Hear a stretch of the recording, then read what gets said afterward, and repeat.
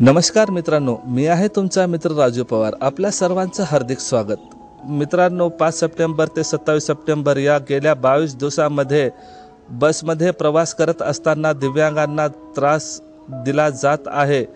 तर अशा घटना आता थांबल्या पाहिजेत, कारण महाराष्ट्र सरकारचा GR असून सुद्धा दिव्यांगांना सीट आरक्षित असून सुद्धा सीट उपलब्ध करून दिली जात नाही। उलट दिव्यांगांना उलटसुलट बोलतात, 14 बसमध्ये चालत नाही असं बोलतात आणि एका दिव्यांग बांधवाला हाताला दुखापत झालेली आहे। एरंडोल ते जळगाव प्रवास करत असताना नवापूर आगाराची ही बस आहे। मित्रांनो, प्रवास करणारे व्यक्ती आहेत सौरभ पाटील, यांच्या हाताला दुखापत झालेली आहे। जर तुम्हाला प्रवासामध्ये कसलाही त्रास होत असेल तर 112 या क्रमांकावर कॉल लावा। इमर्जन्सी सर्व्हिस आहे। इथे कॉल केल्याच्या नंतर 1 नंबरचं बटन प्रेस करायचं आहे। सरळ तुमचा कॉल इमर्जन्सी विभागामध्ये ट्रान्सफर केला जातो। पोलीस कर्मचाऱ्याला सांगायचं आहे तुम्ही कुठल्या स्थानकावरून बसलेले आहात आणि येणारं स्थानक कुठलं आहे ही त्यांना सविस्तर माहिती सांगायची आहे आणि कुठल्या डिपोची ही बस आहे। जर तुम्ही त्यांना ही माहिती दिली तर तत्काळ पोलीस त्या ठिकाणी येऊन तुमच्या समस्येचे निराकरण नक्कीच करतील, कारण हा माझा वैयक्तिक अनुभव आहे आणि मी प्रत्येक वेळा असंच केलेला आहे आणि बऱ्याचशा लोकांची पण मी अशीच जे प्रॉब्लेम असतात ते सॉल्व करत असतो। तर मित्रांनो, आजचा हा जो व्हिडिओ आहे जनसंवाद जळगाव या न्यूज चॅनलचा हा व्हिडिओ आहे। जर व्हिडिओ आवडला तर जाता जाता व्हिडिओला लाईक करून जा आणि बस कर्मचाऱ्याविरोधात जर तुम्हाला काही बोलायचंच असेल तर व्हिडिओच्या खाली एक कमेंट बॉक्स दिलेला असतो, त्या कमेंट बॉक्समध्ये नक्कीच कमेंट करा आणि वळूया आपल्या या व्हिडिओकडे। शासनाकडून दिव्यांग बांधवांना राज्य परिवहन महामंडळाच्या बसेसमध्ये सवलती असताना आणि शासनाचा तसा GR असताना बऱ्याच दिव्यांग बांधवांना त्रासाला सामोरे जावे लागत असल्याच्या तक्रारी आहेत। दिव्यांग व महिला भगिनींसाठी काही सीट राखीव असताना त्यावर धडधाकट पुरुष बसलेले असतात। जळगाव येथील सौरभ पाटील हे जन्मताच ब्लाइंड आहेत। त्यांना शुक्रवारी एरंडोल ते जळगाव दरम्यान प्रवासात आलेला अनुभव त्यांनी सांगितला। काल माझ्यासोबत जो प्रकार घडला तो अतिशय म्हणजे सर्वसामान्य लोकांना म्हणजे एकदम लज्जास्पद आहे। काल नवापूर डेपोची जी बस होती, नवापूर आगाराची, त्या बसमधून आई आणि मी प्रवास करत असताना गाडीमध्ये गर्दी होती आणि दोघं बाजूने लोक मला ढकलत होते। तर मी त्या वाहक साहेबांना विनंती केली, चालक साहेबांना आणि वाहक साहेबांना, की मला राखीव शीट आरक्षित शीट जे आहे ते दिव्यांगत्वाचं ते खाली करून द्या। तर ते बोलले आम्हाला काय तेवढेच उद्योग आहे का, तुझ्यासाठी आम्ही गाडी थांबवली म्हणे स्टॉपला, पण ते काही उपकार नाही ना, स्टॉप आहे तो रीतसर, नाही तर तुम्ही कायदेशीर थांबवू नका गाड्या। स्टॉप असताना तुम्ही गाडी थांबवली, अगदी बरोबर आहे। गाडी थांबवल्यानंतर बसलो, तुला काय उपकार झाले का म्हणे गाडी थांबवली तर आम्ही स्टॉपला। एरंडोलवरून मी प्रवास करत होतो, जळगावकडे येत होतो नवापूर आगाराच्या बसने। त्यांना म्हटलं अहो साहेब असं बोलू नका, कशाला फिरता म्हणे, दृष्टीचा प्रॉब्लेम आहे तर काय गरज आहे फिरायची, असं एकेरी उल्लेख केला। मी पण त्यांना एकेरी नावाने मग उल्लेख केला, मग ओढाताण झाली। पर तुम्ही बघाल तर बघा हाताला कसं करून ठेवले, हे असले उद्योग होत असतात। मग आरक्षित शीट जर खाली करून भेटत नसेल तर उपयोग काय। दिव्यांग प्रवाशांसाठी शासनाचा GR काय आहे पाहूया। दिव्यांग प्रवाशास राज्य परिवहन बसेसमध्ये 3, 4, 5, 6 क्रमांकाची आसने राखीव ठेवण्यात येत आहेत।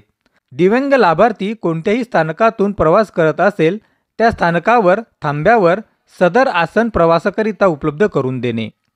आरक्षित अनारक्षित बसेसमध्ये दिव्यांग लाभार्थ्यास राखीव ठेवण्यात आलेले आसन हे कायमस्वरूपी राखीव ठेवण्यात यावे।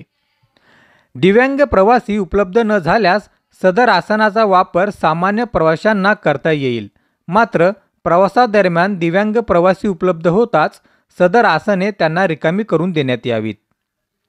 दिव्यांग लाभार्थ्यास आसन आरक्षित करताना प्रथम दिव्यांगांसाठी राखीव ठेवण्यात आलेली आसने आरक्षित करण्यास प्राधान्य देणे, परंतु जर सदरची आसने उपलब्ध नसल्यास दिव्यांग लाभार्थ्यास सर्वसाधारण आसन आरक्षित करता येईल। दिव्यांग व्यक्तींना राज्य परिवहन बसेसमध्ये चढण्या उतरण्यासाठी प्राधान्य द्यावयाचे आहे। यासाठी चालक वाहक मदत करतील।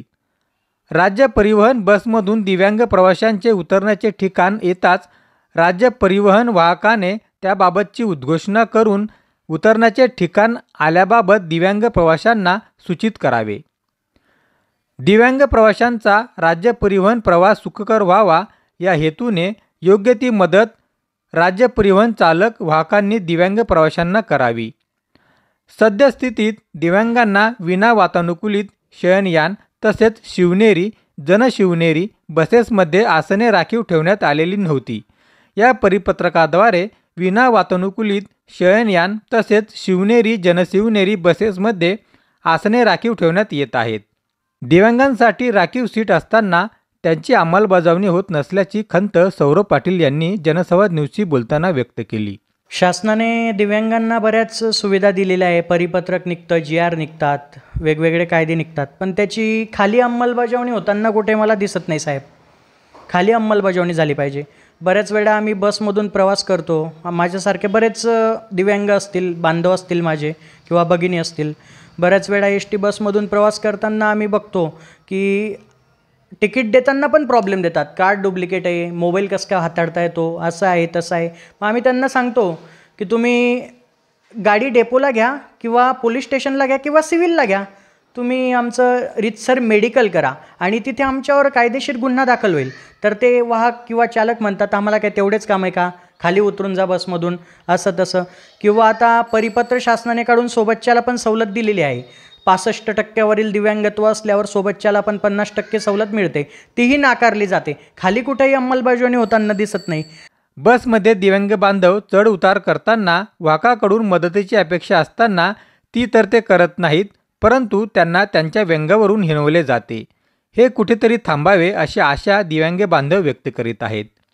संदीपाल वानखेडे, जनसंवाद न्यूज, जळगाव. मित्रांनो, माझा एकच प्रश्न महाराष्ट्र सरकारला आहे की दिव्यांगांना न्याय मिळेल का? मिळेल तर कधी? असे किती दिवस चालणार? दिव्यांगांना त्रास का दिला जातो? हे कर्मचारी सरकारी आहेत याचा अर्थ सरकारचे जावई झालेत का? असे तुमच्या मनात काही जर प्रश्न असतील तर खाली कमेंट बॉक्स आहे, त्या कमेंटमध्ये कमेंट करा, जेणेकरून हा व्हिडिओ जास्तीत जास्त लोकांपर्यंत पोहोचेल. आणि जाता जाता व्हिडिओला लाईक करा आणि सबस्क्राईब करायला विसरू नका. मित्रांनो, मी भेटतो एका नवीन व्हिडिओसह. तोपर्यंत रजा द्या. जय हिंद, जय महाराष्ट्र.